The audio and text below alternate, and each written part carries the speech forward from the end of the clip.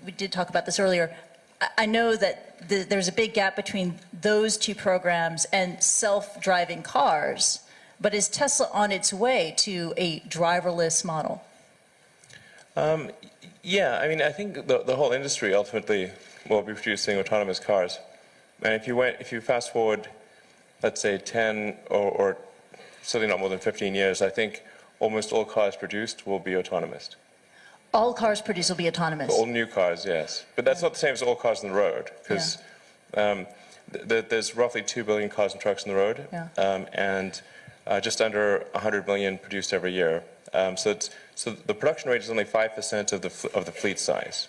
But if you say of new cars produced, I'd be surprised if a majority of them are not self-driving in, let's say, 10 to 15 years. And of all those new self-driving cars out on the road, how many of them will have, you know, it's like will have a steering wheel versus not having a steering wheel? It's like the, you know, just a remnant of the past, right? Sure. The steering wheel thing, I'm not sure. I mean, there may be some, perhaps, auxiliary steering wheel that only pops out when, you need to take manual control for whatever reason. But probably if you go long term, my guess is there isn't a steering wheel in most cars. It would be something that you would have to special order or something like that. Yeah. Wow. In most cars, not all cars. And I do want to be clear, like, predictions are not endorsements.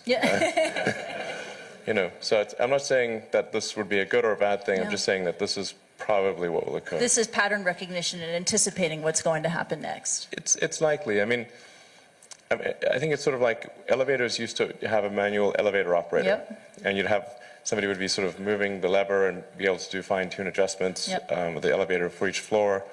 Now there's no manual controller for elevators. I think it's going to seem the same way for cars. And how about the way consumers interact with driverless cars? How many consumers will choose to own their own car versus signing into a networked fleet of driverless cars? I think probably still most people will own their own car.